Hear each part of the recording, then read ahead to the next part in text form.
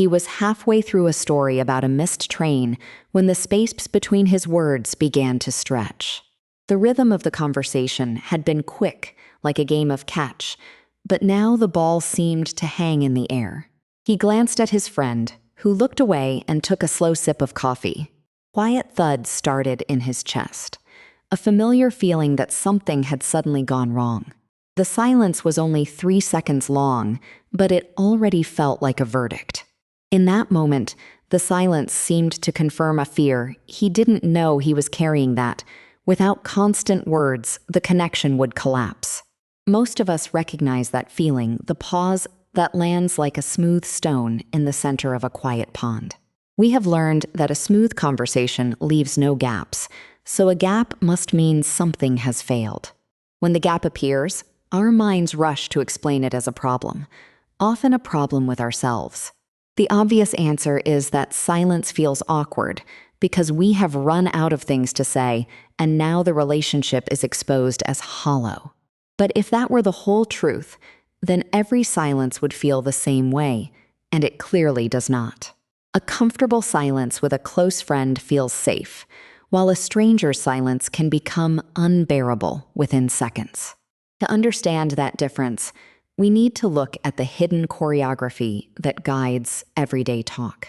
Imagine a conversation as a dance where each step is a turn to speak, handed back and forth without a stumble.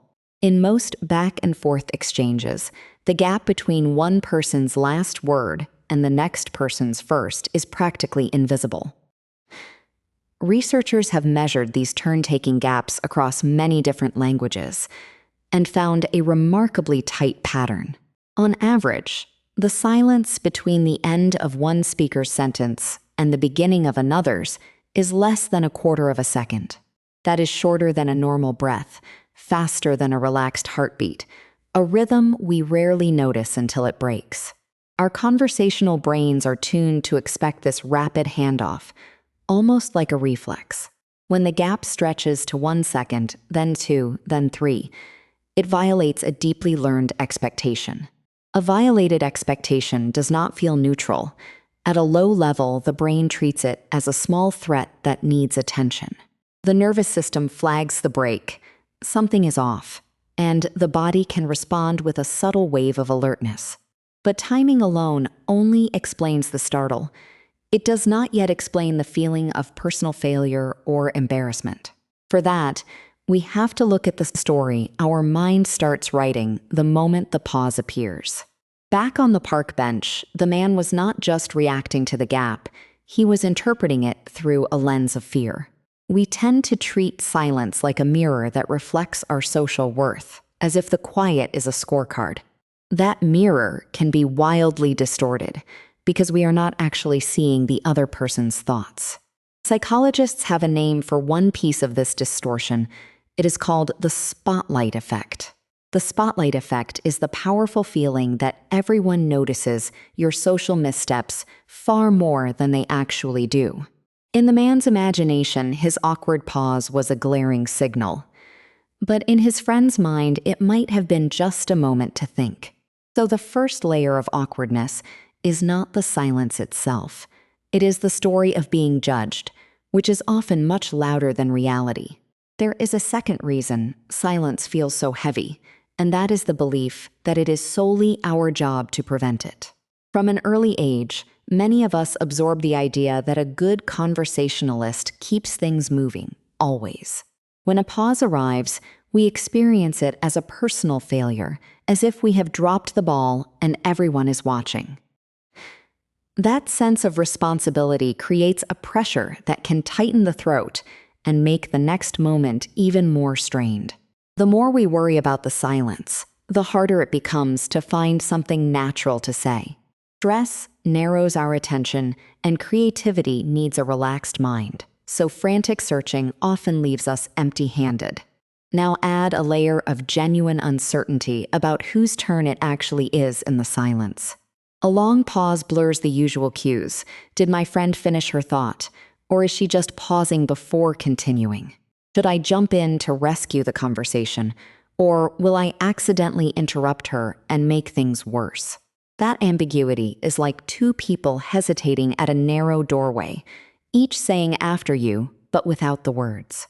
The moment stretches and the awkwardness can begin to feed on itself, second after second. But here is a curious turn. Not everyone experiences silence in the same stomach-dropping way. In some cultures, longer pauses are not only accepted, they are seen as a sign of thoughtfulness and respect for the speaker. The meaning of a pause is not hardwired into our nervous system. It is partly taught by the social rhythms we grow up in. So the panic on the park bench was in part a learned response, a rule that got absorbed early and never questioned.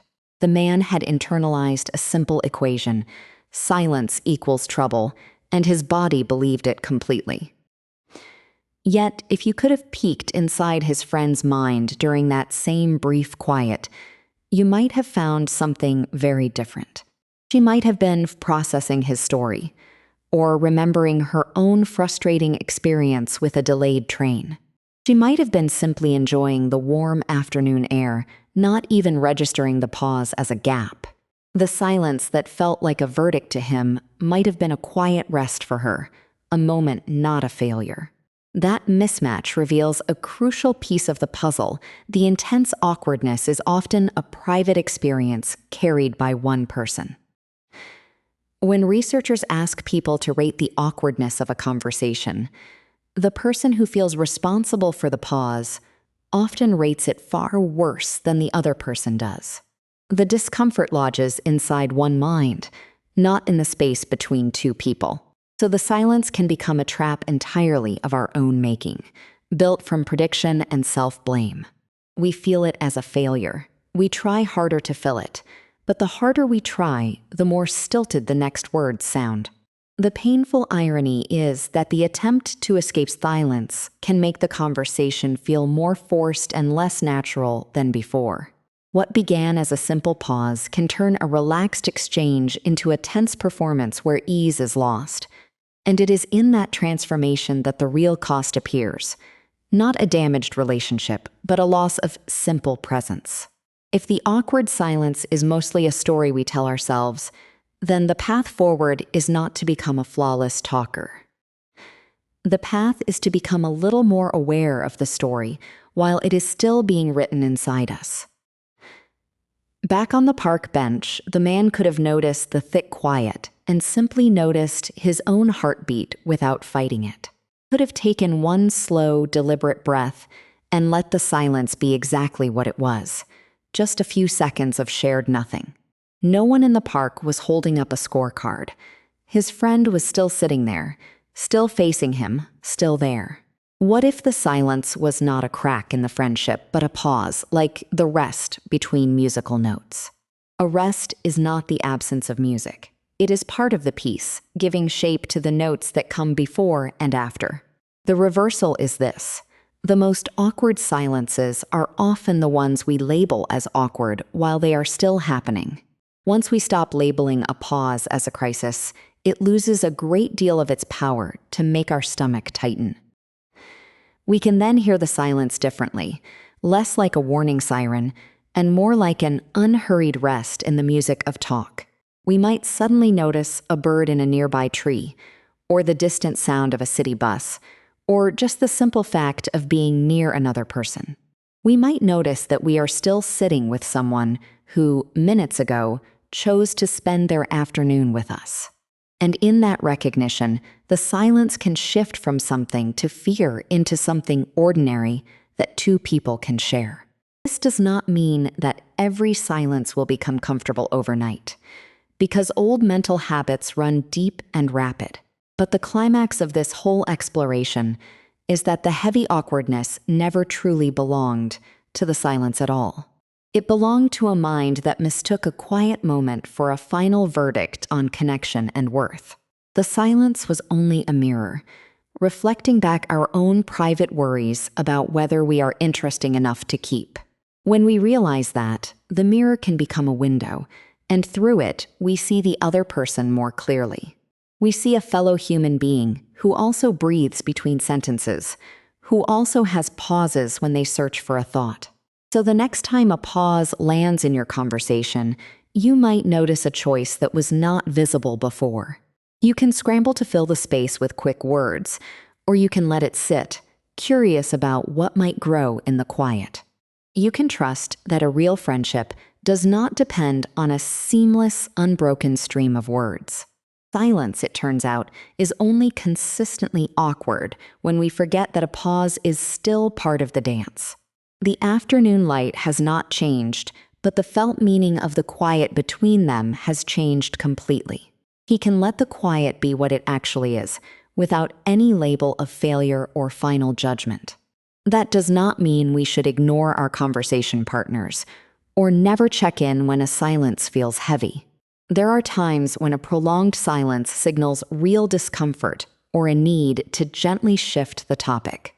But the difference lies in approaching the gap with curiosity instead of panic. Instead of assuming the worst about ourselves, we can check in with a soft question. What are your thoughts right now?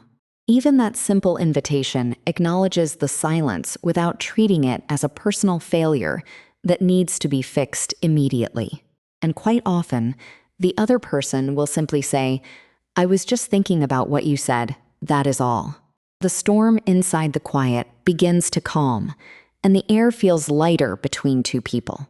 The real insight about awkward silence is that we are often the ones filling the empty space with phantom danger. When we slowly stop filling it with fear, the silence can finally become what it always was, just a natural pause. And inside that pause, sometimes the truest connection waits for us, unhurried and completely unforced. After all, even the closest conversations need room to breathe. And a shared breath is not a broken bond, but a quiet proof that the bond can hold.